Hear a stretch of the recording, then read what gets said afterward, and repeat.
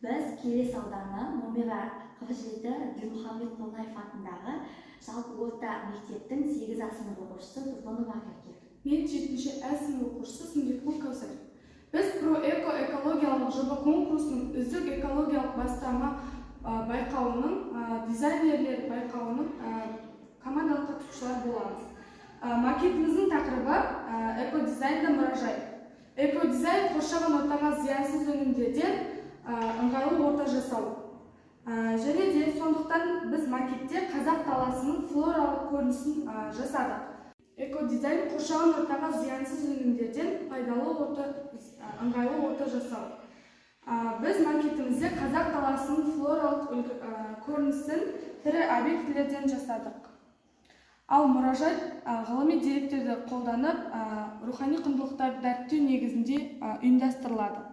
Бұл экодизайнда мұражай макетіне Қазақстанда сирек кездесетін ақбөкен және де жауқазын өсімдіктерін орналастырдым. Ақбөкен ол сүтқоректілер класы, жүктияқтылар аталарына жататын дала жануары. Ақбөкеннің текелерінің мүйізі бар, ал қорғашылары мамыр айының бірінші жартысында төлдейді. Атамыз осы мамыр айының басында болатын суықты құралайдың салқыны деп атаған.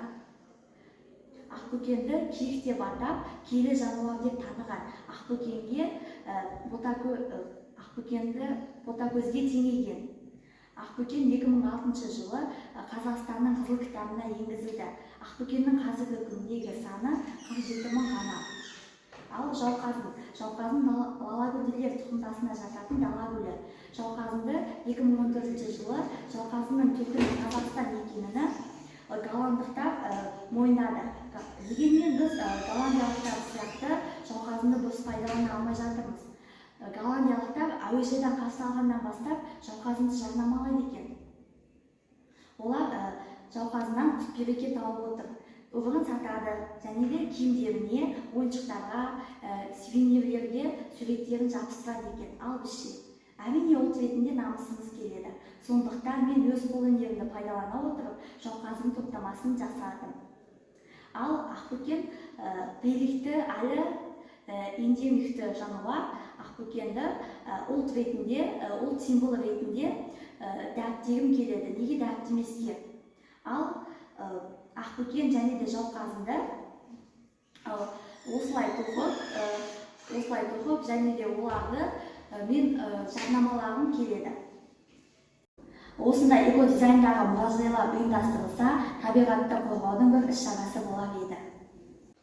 Экодизайнды мұражай макеті шын мәнінде туристер көп шоғырланатын аймақтарда және ірі қалаларда ұйымдастырылса, өзге халықтарға Қазақстан биоалуантүрлілігі дәріптеліп, ал өз халқымызға жауапкершілік жүктеледі.